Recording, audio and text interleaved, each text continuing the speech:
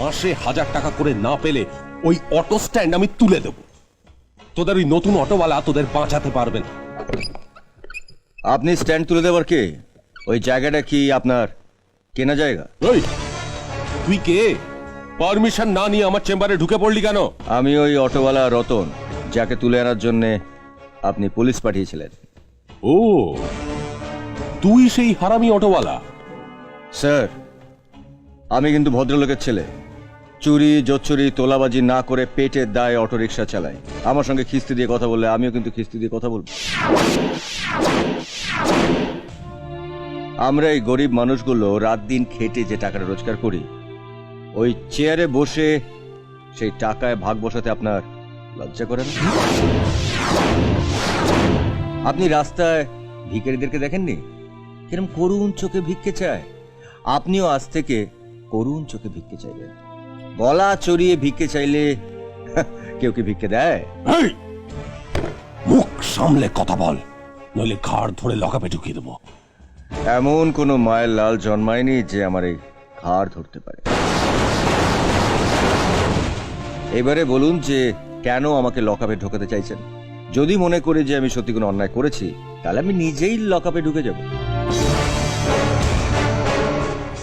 এখন আমাকে লকআপে ঢোকালে কাল বেলা 12টার সময় আপনাকে আমায় কোর্টে হাজির করতে হবে। আর কোর্টে কাঠগোড়ায় দাঁড়িয়ে আমি চিৎকার করে বলবো, ধর্মাবতার, এই শোরের বাচ্চা পুলিশ অফিসার আমার কাছে ঘুষ চেয়েছিল, আর আমি ঘুষ দিইনি বলে আমাকে লকআপে পুরে দিয়েছে। তোর সাহস তো কম নয়, তুই এই থানার মধ্যে দাঁড়িয়ে আমাকে শুয়োরের বাচ্চা বলছিস? হ্যাঁ, থানায় দাঁড়িয়ে কোথায় বলছি? শুয়োরের বাচ্চা বলবো তো কোর্টে দাঁড়িয়ে, যেখানে আরো অনেক লোক শুনতে পাবে।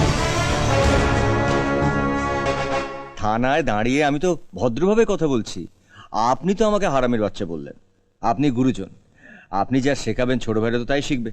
আপনি আমাকে আরেকবার হারামি বলুন, আমিও আপনাকে হারামি বলবো এই সবার সামনে দাঁড়িয়ে।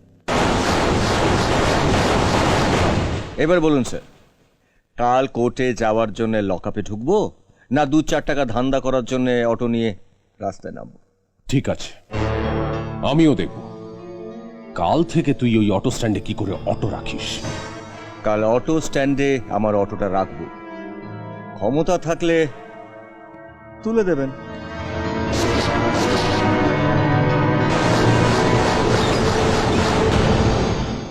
তোরা এতজন মিলে একটা ছেলেকে কিছু করতে পারলি না? কি করব বলুন? ও শালা একাই 100।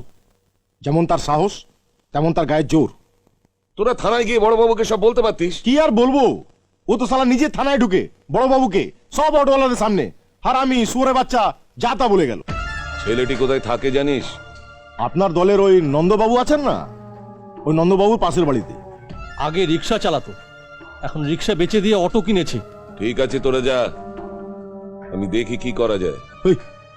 দাদা, অমন একটা ছেলে আমাদের দলে থাকলে খুব ভালো হয়। ভালো করে ট্রেনিং দিয়ে এই ছেলেটাকে বুদ্ধ খোল, তারপর ছাপা ভোট এসব কাজে লাগানো যায়। মনে করো ওকে আমি পেয়ে গেছি। অটো চালায় মানে টাকার জোর তেমন নেই,